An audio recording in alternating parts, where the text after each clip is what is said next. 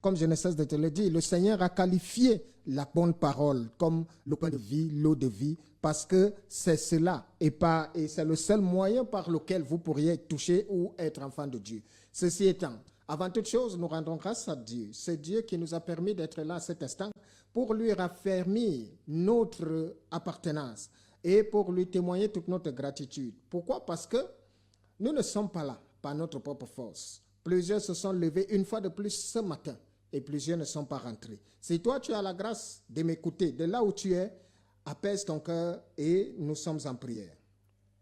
Père éternel, Seigneur, je te bénis, je te rends grâce et je te dis merci pour toutes choses. Merci pour ton œuvre, merci pour ton peuple, merci pour tes bienfaits. Que ta grâce et ta gloire ne cessent de surabonder nos vies afin que seule ta volonté soit manifeste.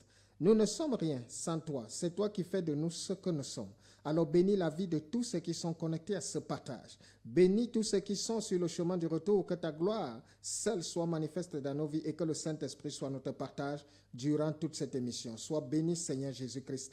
Amen. Amen de là où tu m'écoutes. Et je voudrais adresser un chaleureux et un particulier bonsoir à tous ceux qui m'écoutent de partout où tu es, dans des domiciles, dans les véhicules, sur le chemin du retour. Je voudrais que tu saches une chose, et je viens te l'attester aujourd'hui, Jésus t'aime.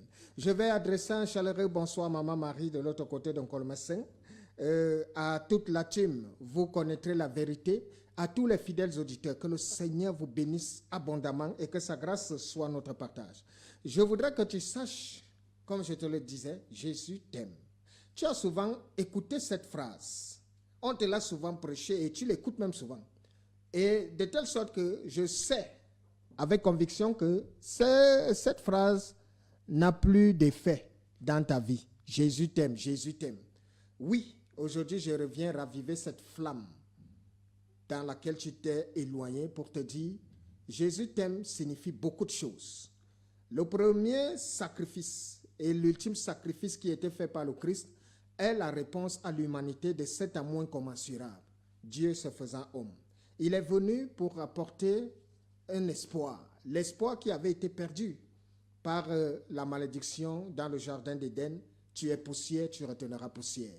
Il ne fallait que Dieu pour transporter cette malédiction en bénédiction, parce que nul ne sait ce qu'il y a dans la mort. Et voilà pourquoi la mort effraie tous les hommes. Alors, pour permettre aux uns et aux autres de mieux s'installer, nous allons d'abord souffler avec une ponctuation musicale et une adoration qui va nous établir et nous introduire dans la présence du Seigneur. Soyez l'adoration comme la louange est une puissance. L'adoration comme la louange est un ministère.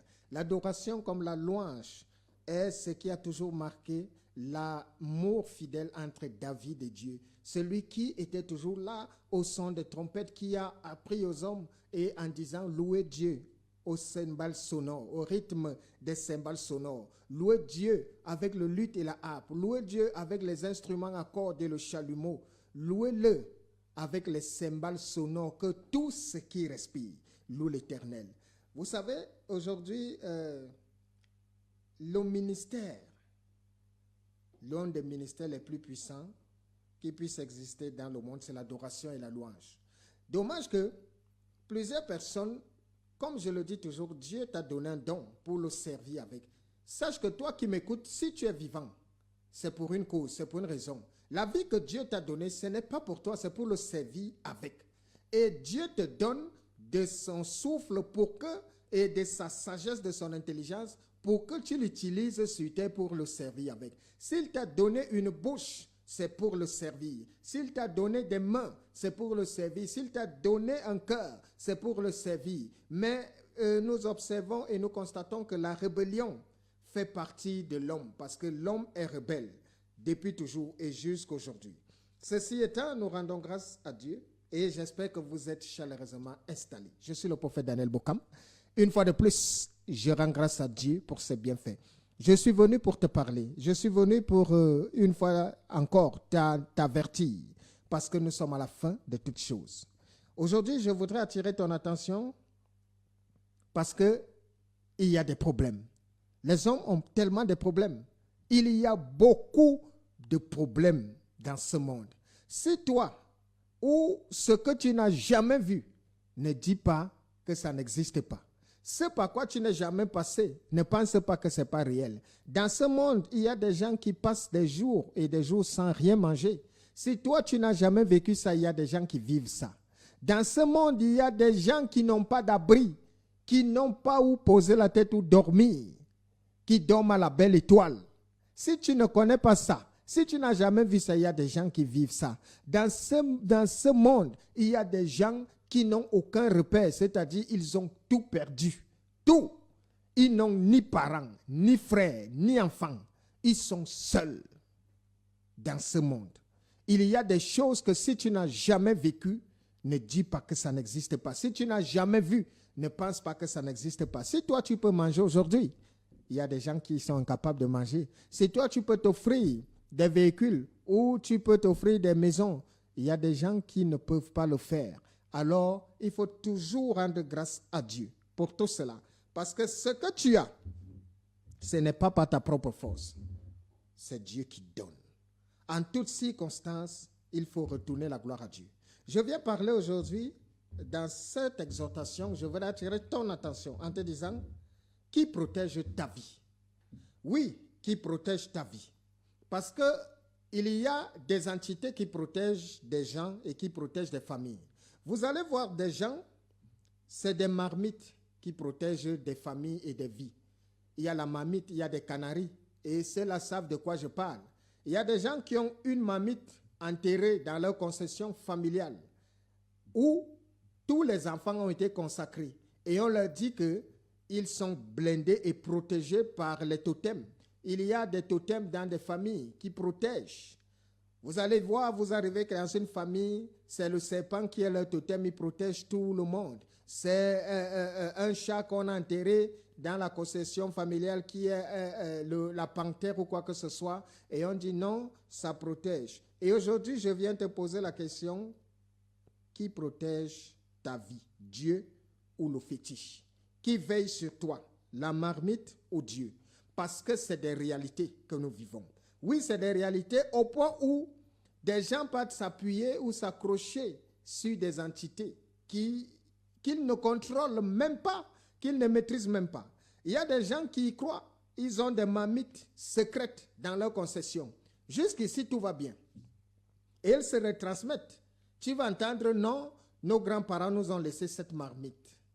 Et la marmite se transmet de génération en génération. Gloire à Dieu pour vous. Je vais même dire gloire à Dieu. Alors, tu vas arriver quelque part, tu vas entendre que non, ici, dans notre concession, nous sommes protégés par une divinité. Cette divinité, ça peut être un serpent. On plante sous forme de fleurs dans des concessions et des gens sont tranquilles, ils savent que ici, là, personne ne peut entrer ici. Tant que le serpent là est là pour veiller sur nous. Le serpent connaît tous les membres de la famille. Il a toujours été là de génération en génération. Deux fois même, cette marmite là, il y a des entités qui sont là. Tu entends que c'est ces entités qui ont toujours donné la fortune à cette famille et tout ça. Mais sauf que, on ne vous dit pas le prix à payer.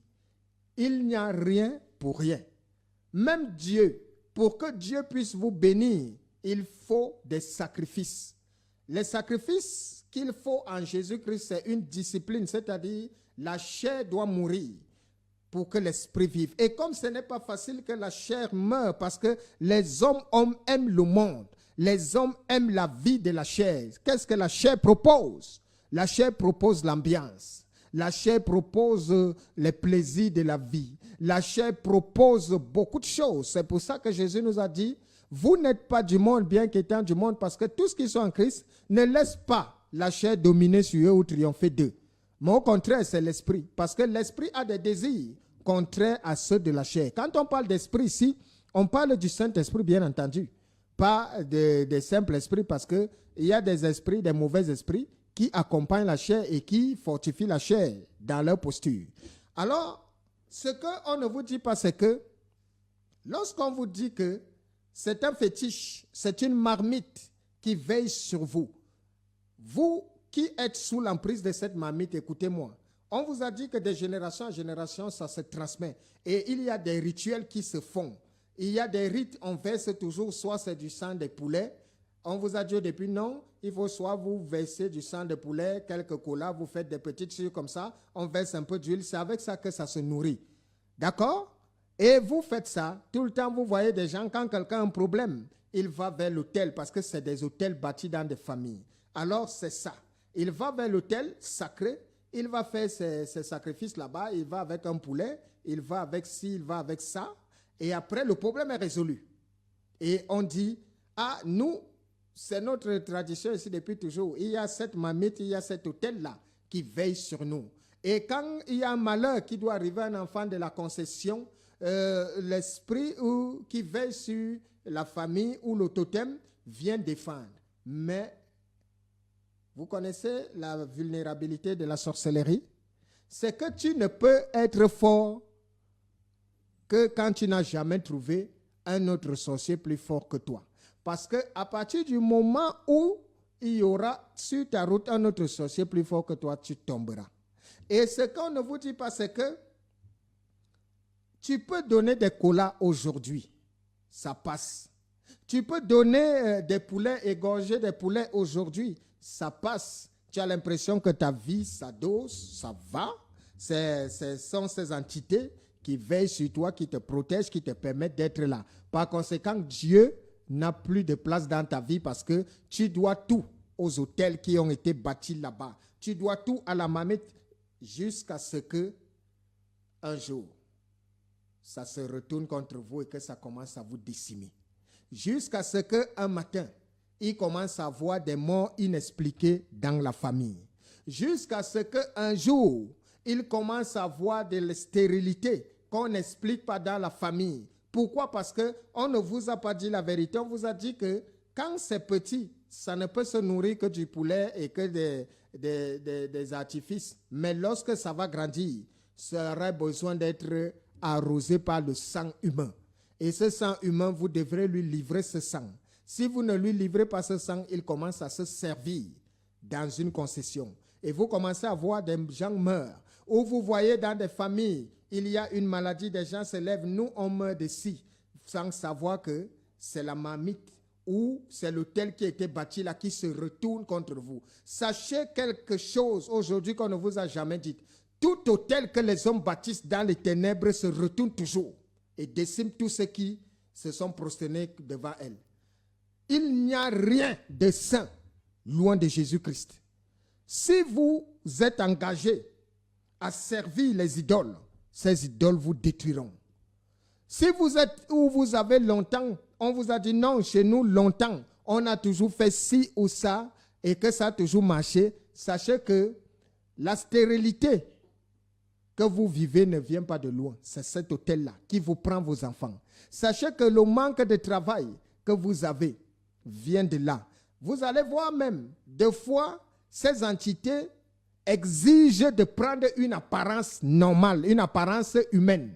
Ça veut dire quoi? Ça veut dire que cette entité t'impose que parmi les enfants que tu auras, il devra entrer dans le corps d'un de tes enfants.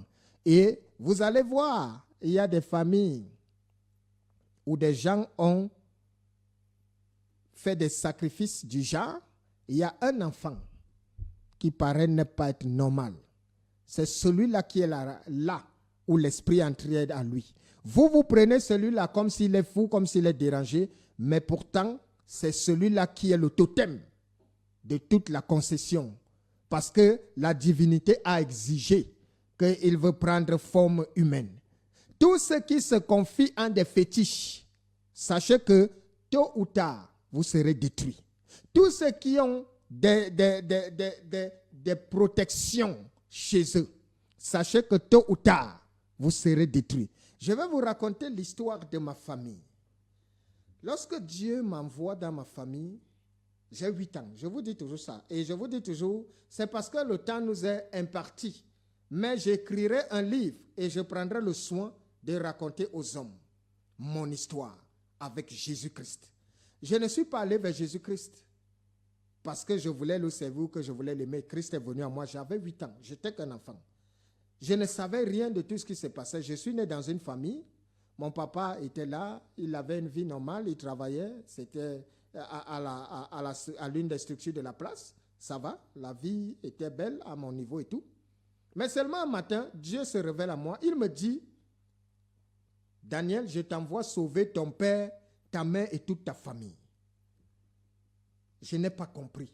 Je t'envoie sauver ton père. Moi, j'ai 8 ans. Bon, je suis venu, j'ai raconté mes aventures avec le Christ. Je ne savais même pas que c'était Dieu. J'avais juste suivi une voie et je vous ai souvent raconté comment ça s'est passé. Alors, lorsque le Seigneur m'ouvre les yeux, dès qu'il m'a parlé comme ça, après ça, je suis tombé malade et après que je me sois réveillé, Dieu m'a ouvert les yeux. Il m'a montré ma famille. Et lorsqu'il me montre ma famille, il me montre un arbre, un baobab qui était ma famille, c'est-à-dire la royauté dans la sorcellerie. C'était ma grand-mère qui était la reine. Ça m'a valu, rassurez-vous, ça m'a valu tous les mots.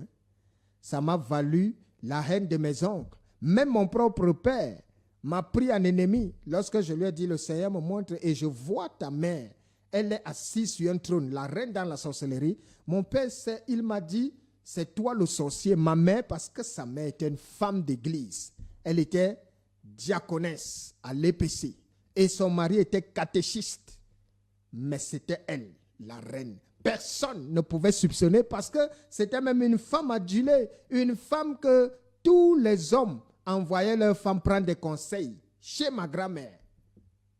Mais pourtant, elle était redoutable dans la sorcellerie. Alors quand Dieu me montre ça, même ma mère, elle était souvent triste parce que c'était incroyable.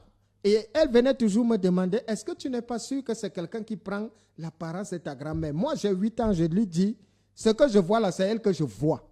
Mais elle a eu peur. Le jour où, pendant qu'elle était assise, je n'avais jamais mis pied au village. Je ne connaissais pas les gens du village, j'ai 8 ans. Mais je vois, le Seigneur m'a fait apparaître des noms des personnes sur leur front. Et c'est comme ça que je lui dis, elle a 2 copines. Voilà le nom de tel, voilà le nom de tel et tout. C'est là où maman a commencé à avoir peur. Elle me dit, tu les connais comment? Tu les vois? Je dis, oui, je les connais parce que leurs noms sont écrits sur leur front. Et elle me dit, est-ce qu'elles peuvent te voir? Je lui dis non, elles ne peuvent pas me voir. Mais moi, je vois ce qu'elles sont en train de faire. Et là, ce qu'ils étaient en train de faire, c'est que c'était une réunion secrète qui était tenue. Et il y avait quelqu'un qu'on avait ligoté autour d'un feu de bois qu'on devait sacrifier. Et cette personne qu'on devait sacrifier, c'était mon papa.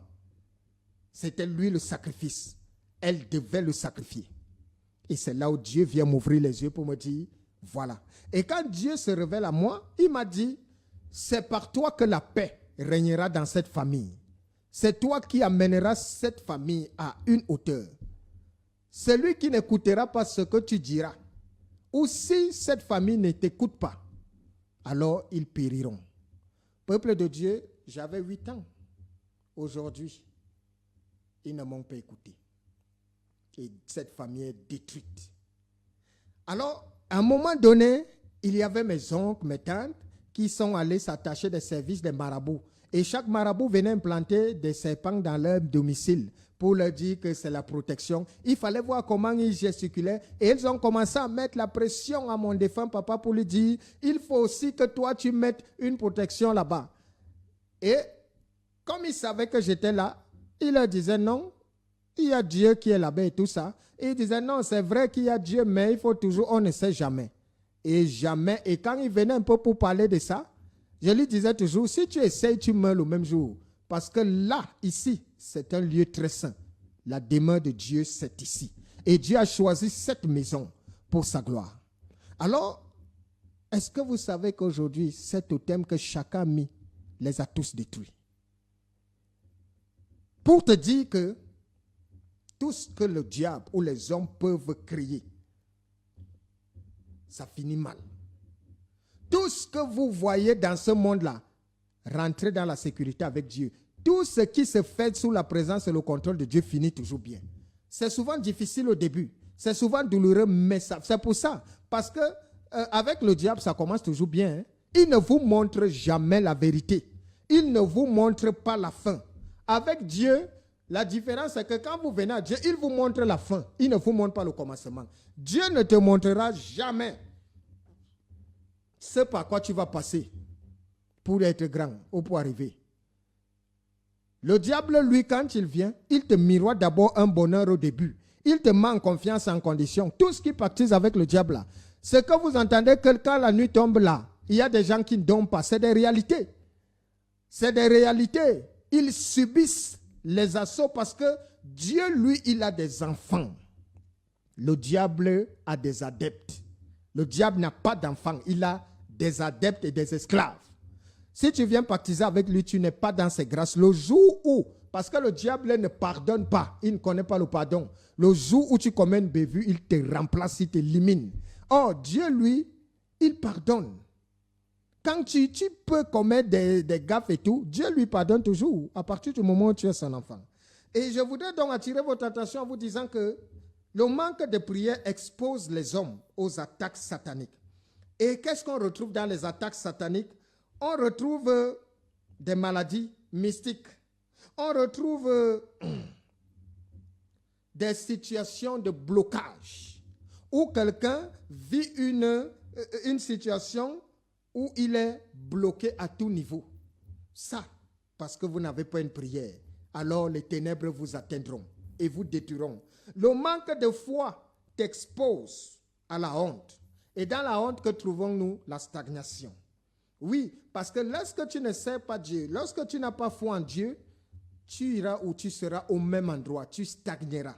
Le manque d'alliance avec Dieu t'expose à l'enfer. Retenez bien ce que je vous dis. Sachez que le manque de Dieu t'expose et la présence de Dieu te protège. Dieu protège ses enfants. Son absence expose les hommes. Alors, que toi qui m'écoutes, je voudrais attirer ton attention en te disant que dans ce monde, fais très attention. Vous pensez peut-être, parce que quand on parle de Dieu, je constate que vous limitez Dieu à la planète Terre.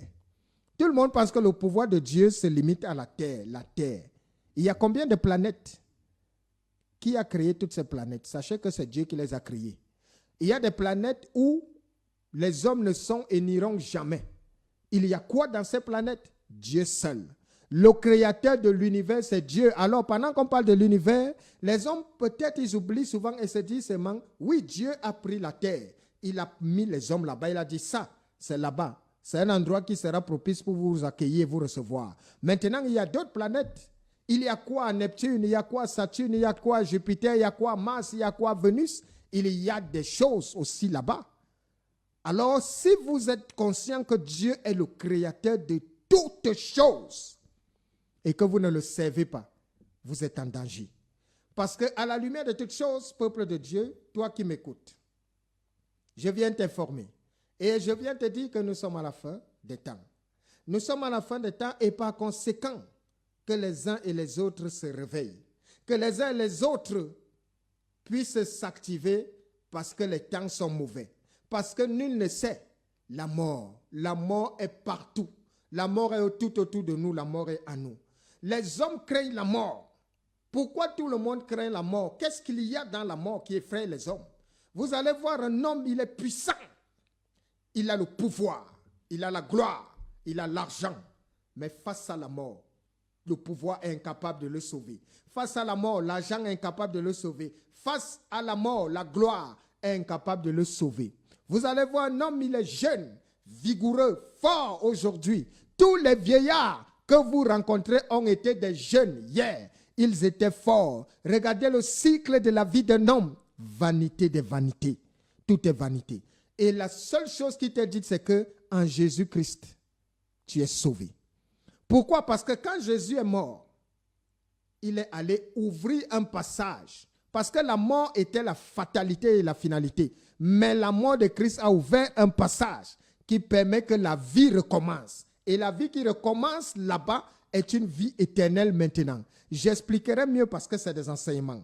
Alors, toi qui t'appuies sur ton pouvoir aujourd'hui, toi qui t'accroches sur ton or, sur ta gloire, la gloire de ce monde est éphémère. Tu n'es pas le premier à être là. Tu n'es pas le dernier. Tu fais juste ton temps. Et le moment que Dieu aura fixé, tu passeras. Parce que tu ne sais pas. Et ne pense pas que si tu construis des grosses bâtisses aujourd'hui sur un endroit vide, ça veut dire qu'il n'y a jamais rien eu là.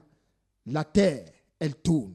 Par conséquent, aujourd'hui, il y a des civilisations qui ont été avant nous. Vous n'avez même pas l'idée, parce que dans les Saintes Écritures, nous a dit que rien n'est nouveau sur la terre. Si tu penses avoir l'or et l'argent, il y en a qui ont eu plus que ça. Si tu penses avoir la gloire et le pouvoir, il y en a eu qui ont plus que ça. Si tu penses avoir je ne sais quoi, tout ce que tu as, tu n'es pas le premier à l'avoir, tu ne seras pas le dernier. Beaucoup l'ont eu avant toi. Conclusion, ils ont eu, ils ont laissé, ils sont partis. Parce que nous sommes des pèlerins. Nous venons sur la terre. Nous retournons sous terre. Alors, à quoi bon s'entretuer? À quoi bon se détester? À quoi bon perdre de l'énergie? Tout ce que, le temps que Dieu te donne, parce que nul ne connaît son temps. Le temps que Dieu te donne, c'est pour le servir. Le temps que Dieu te donne, c'est pour ménager ta monture. C'est pour préparer ta place lorsque Dieu distribuera les clés à tous ses enfants pour la nouvelle Jérusalem. C'est pour ça. Mais pendant ce temps, d'autres viennent s'accrocher au bien de ce monde. Ils viennent s'encombrer. Ils prennent ci ou ça. Alors, lorsque tu meurs, je n'ai jamais vu quelqu'un mourir avec tout le pouvoir. Le pouvoir se laisse. Je n'ai jamais vu mourir quelqu'un partir avec la gloire. La gloire se laisse. Et si toi, tu as été chef aujourd'hui, demain, il y aura qui seront rois. Si tu étais roi aujourd'hui, demain, il y aura qui seront empereurs. Si tu étais empereur, il y en aura qui seront, il y aura toujours quelqu'un qui sera au-dessus.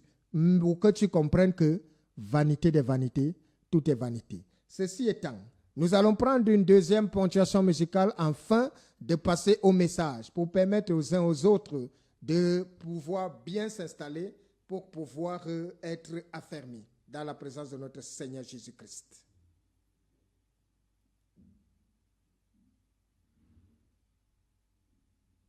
Oui, en attendant que nous puissions être connectés, nous allons donc, voilà.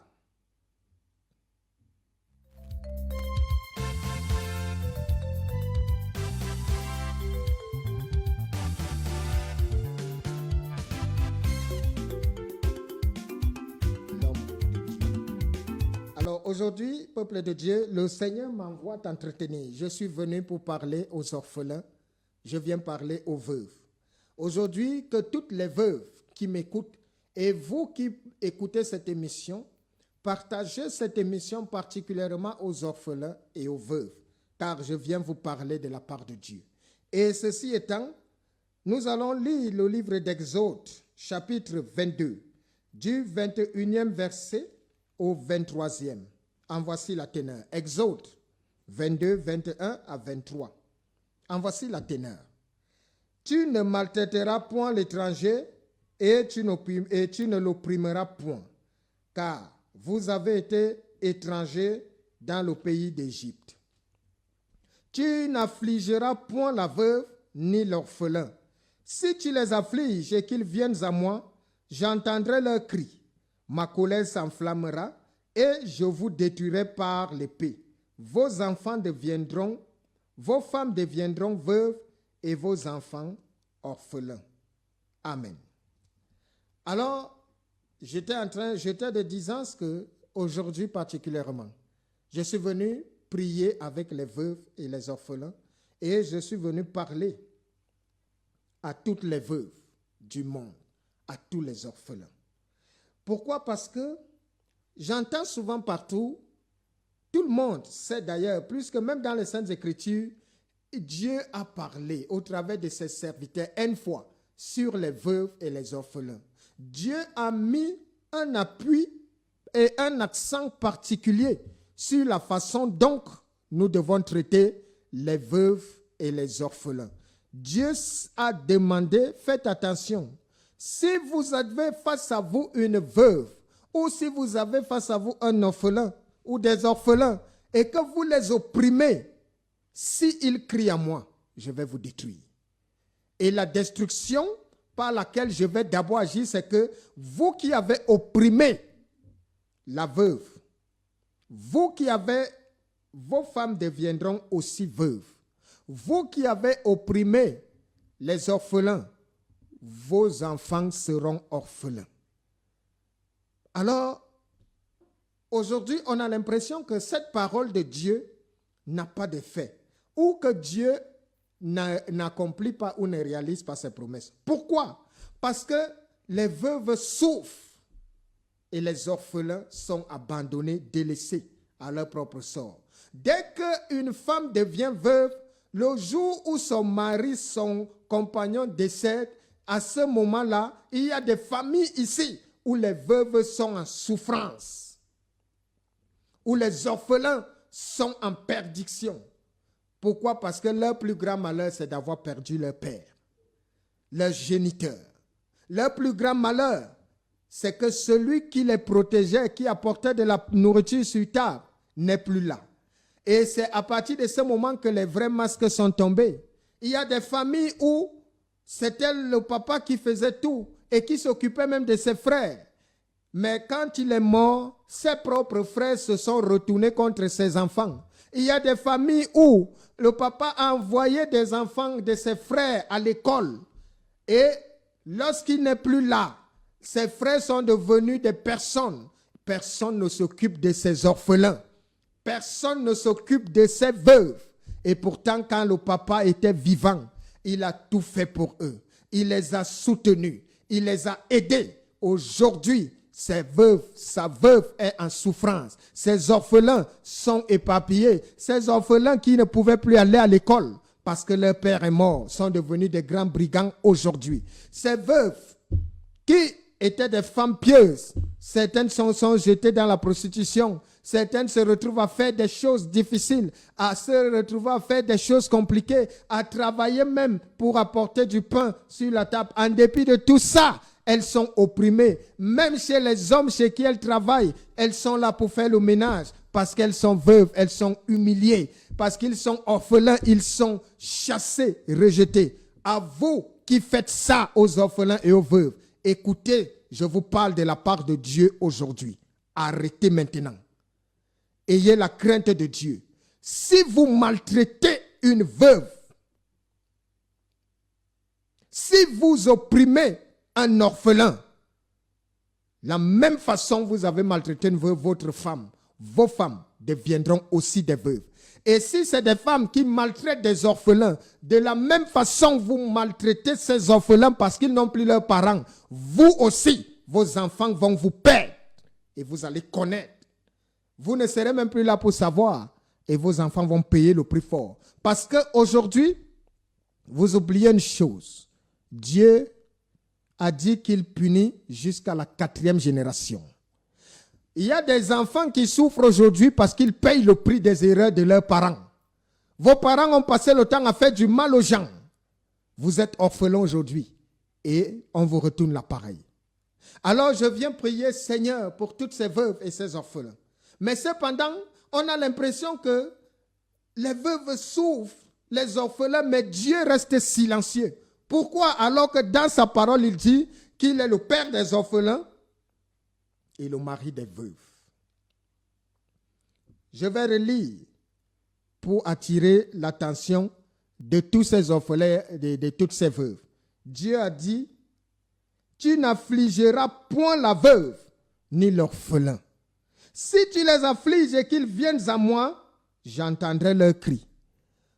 La condition, c'est que pour que Dieu puisse être le père des orphelins et le mari des veuves, il faudrait que ces orphelins et ces veuves puissent crier à Dieu, puissent le servir. Crier à Dieu signifie quoi? Crier à Dieu, ce n'est pas que pendant que les gens vous font du mal, vous dites, oh Seigneur, regarde, non. C'est venez servir Dieu.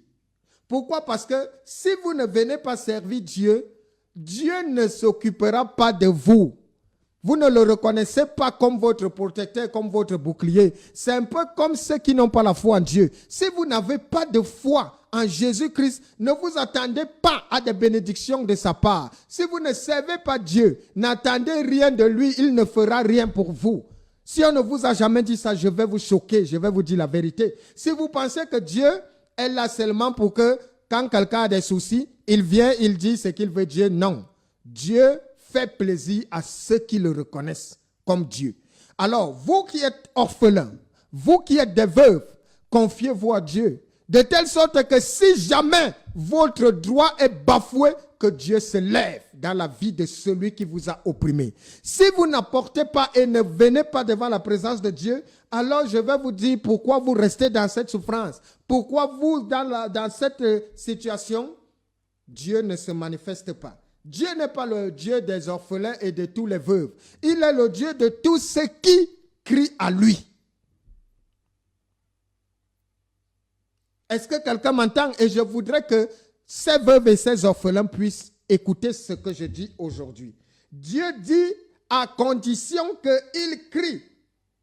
Si tu ne cries pas, c'est-à-dire le cri ici est le symbole de prière et de foi en Dieu. À partir du moment où vous êtes orphelin, et orphelin aussi signifie ceux qui n'ont pas d'appui dans ce monde. Parce qu'il y a des gens qui n'ont aucun appui dans ce monde. Ils ont leurs parents qui sont bien vivants, mais ils sont seuls. Voilà aussi des orphelins. Or, il y a des gens qui ont tout. Il y a des gens qui ont des appuis. Il y a des gens qui ont trouvé, les autres ont tout fait pour eux. Mais il y a d'autres, tu es obligé de te battre toi-même pour te bâtir un empire. Et c'est ça aussi des orphelins. Et c'est pour ça que Dieu dit, si tu sens que tu es délaissé, viens à moi, parce que tous qui sont délaissés sont automatiquement orphelins. Et je m'occuperai de vous. Alors vous ne pourrez donc pas rester chez vous. Vous ne voulez pas servir Dieu. Vous ne voulez pas marcher selon la volonté de Dieu. Et vous pensez que parce que vous êtes veuve ou orphelin, Dieu se manifestera. Voilà pourquoi vous souffrez. Venez à Jésus-Christ. Je suis venu vous parler pour attirer votre attention. Venez à Jésus. Vous tous, les orphelins comme les veuves. Venez pour que Dieu puisse défendre votre affaire. Il y a tellement d'injustices que les veuves et les orphelins subissent dans ce monde. Et Dieu savait ça. Parce que moi-même, je suis orphelin. Et la grâce que j'ai, c'est que Jésus-Christ est là. Si ce n'était pas le cas, alors là, ça allait être autre chose. Mais cependant, je peux vous dire avec fierté, avec assurance, que quand vous êtes orphelin, quand vous êtes veuve, Dieu s'occupe de vous. Ce n'est pas pour rien qu'il a dit que je suis le mari des veuves et le père des orphelins. Alors pour que Dieu s'occupe de vous, c'est que vous devez lui faire confiance. C'est que vous devez venir à lui. Mais si vous ne le faites pas, vous resterez au même endroit. Sachez que pour voir la face de Dieu, c'est des sacrifices. Et partout où un sacrifice est engagé, dès cet instant, la récompense est manifestée.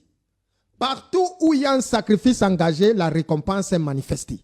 Alors, toi qui m'écoutes, si tu es une veuve, autant pour moi. Si tu es un orphelin, et que tous les jours, parce que je connais la réalité de ce que vit l'orphelin et la veuve, je connais l'injustice criarde. Si on t'a oppressé, et si on t'oppresse, parce qu'on sait qu'il n'y a plus quelqu'un qui va venir défendre, confiez-vous à Dieu.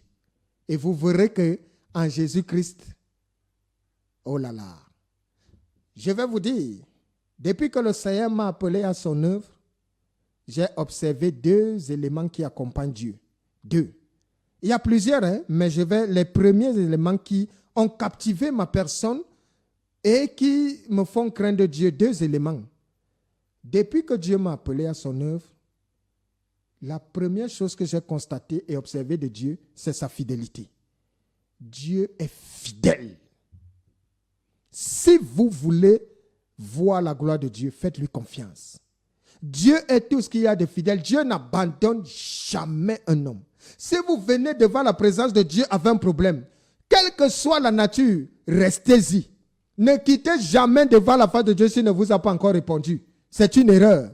Voilà pourquoi Jésus a passé le temps à nous dire que quand vous venez devant la présence de Dieu, il y a deux mots-clés, deux entités et deux éléments. Patience et persévérance. Soyez patients et persévérez dans cette patience. Parce que Dieu, c'est le temps. Alors, la fidélité de Dieu n'a plus besoin d'être. Dieu n'a jamais abandonné un homme. Tu ne peux pas être en train de servir Dieu et Dieu se lève volontairement, il t'abandonne. Pour dire quoi? Donc, ça veut dire que c'était une erreur de le servir. Mais non, Dieu n'a jamais fait ça. Si vous voyez Dieu rester silencieux face à une situation ou que Dieu vous ait tourné le dos, ça veut dire que c'est nous qui avons commencé. Dieu ne quitte jamais un homme. C'est l'homme qui s'éloigne de Dieu. Dieu ne tourne jamais le dos à un homme. C'est l'homme qui s'éloigne de Dieu. Dieu est tout ce qu'il y a de fidèle. Et le deuxième élément en Dieu, c'est l'amour de Dieu. L'amour de Dieu est sans pareil. Alors Dieu a envie de faire plaisir aux hommes. Mais il s'est rendu compte qu'il y a des hypocrites. Et maintenant il a dit, je fais plaisir à qui me fait plaisir. J'honore qui m'honore. Ce n'est pas parce que tu es veuve ou veuf, ce n'est pas parce que tu es orphelin que tu vas te lever, tu vas commencer à dire Dieu va venir. Non, Dieu ne viendra pas. Dieu est le mari des veuves et le père des orphelins qui l'appelle. C'est pour ça qu'il a précisé, s'ils crient, si tu les affliges et qu'ils viennent à moi, j'entendrai leurs cris. S'ils ne viennent pas alors, Dieu n'entendra pas. Résultat des courses, les orphelins sont en souffrance et les veuves sont en souffrance. Je vous raconte une histoire. Il y a une dame qui m'écoutait, je ne sais pas si elle m'écoute encore, ici. Un jour, elle m'a contacté. Elle me dit, ça fait 1 an qu'elle écoute les enseignements et elle voulait me rencontrer. Cette femme-là, elle est venue, je lui ai donné un rendez-vous, elle est arrivée, elle m'a trouvé chez moi. Et quand je l'ai fait asseoir, elle a commencé à pleurer. Et elle m'a dit, je suis veuve. Elle m'a raconté son histoire. Quand son mari est décédé, elle avait commencé à bâtir quelque chose avec son mari et elle a eu à héberger ses beaux-fils, ses beaux-frères, autant pour moi, dans sa maison et tout et tout. Alors, quand son mari décède, sa belle famille est venue tout lui prendre. On lui a tout pris. N'ayant pas de pouvoir, parce que chaque fois qu'il fallait aller des procès et les procédures et tout ça, les tracasseries des ci ou ça, elle a renoncé à tout. Et ils se sont accaparés de tout, de telle sorte que son mari a construit, il a eu des bâtisses et tout. Elle aussi, elle travaillait, elle a contribué à tout ça. Mais elle louait un studio. Elle se retrouve expulsée et c'est sa belle famille qui s'est accaparée de son patrimoine. Pendant 25 ans, elle souffrait. Et elle a pleuré. Et elle m'a dit, prophète, j'ai rencontré des hommes de Dieu, de cette nation, des grands hommes de Dieu. Je suis arrivé dans des endroits où on m'a demandé des prières de 500 000. J'ai donné. Je suis arrivé dans des endroits où on m'a demandé des prières de 300 000, des prières de ci, et je donnais, mais au finish, je n'ai rien reçu comme gain de cause. Et après, je devenais même indésirable pour on me chassait. Et je lui ai dit, ironiquement, je lui ai lancé, donc comme tu n'as plus rien, c'est là où tu as vu que tu viens chez le prophète Bokam. Elle a commencé à pleurer. Je lui ai dit, calme-toi, maman.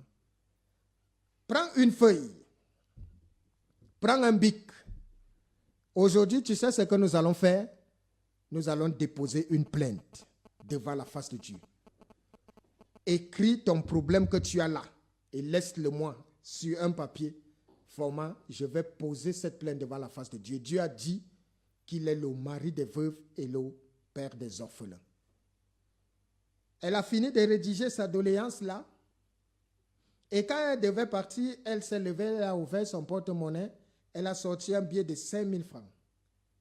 Elle a dit, on ne vient jamais devant un homme de Dieu les mains vides. Elle a posé ces 5 000 sur la table. Je lui ai demandé, tu as combien d'enfants? Elle m'a donné le nombre d'enfants. Je lui ai dit, ils ont mangé? Elle m'a dit non. Je lui ai dit, prends cet argent-là, va leur faire à manger avec. Tu viendras rendre grâce à Dieu quand il aura fini de régler ton problème. Et elle est partie. J'ai pris cette dame, je l'ai mis dans un programme de prière et je lui ai dit, viens aux prières, viens juste, c'est tout, l'Éternel va combattre pour toi. Elle était en procédure depuis plus de 25 ans, son dossier qui disparaissait à gauche, à droite et tout ça. Peuple de Dieu, écoutez-moi attentivement, parce que moi, je n'aime pas venir parler apologie, mais je vais souvent vous expliquer aussi certaines choses. Le dossier Et toute la situation qu'elle avait pendant 25 ans, nous avons prié ensemble juste 3 semaines. 3 semaines, elle a obtenu gain de cause d'une situation de 25 années. En 3 semaines, il y a eu la main de Dieu. Le matin où elle devait aller déposer le dossier au ministère pour qu'on puisse lui donner son titre qui traînait depuis 25 ans, son titre foncier, qu'il veille sur vous et vos enfants, vos familles, qu'il vous protège et que sa grâce soit établie. Ceci, n'oubliez pas, rachetez les temps. Les temps sont mauvais. Élevez des hôtels de prière dans vos familles. Le diable est dehors. Il y a des choses pas très catholiques qui vont se passer. Soyez bénis. Amen.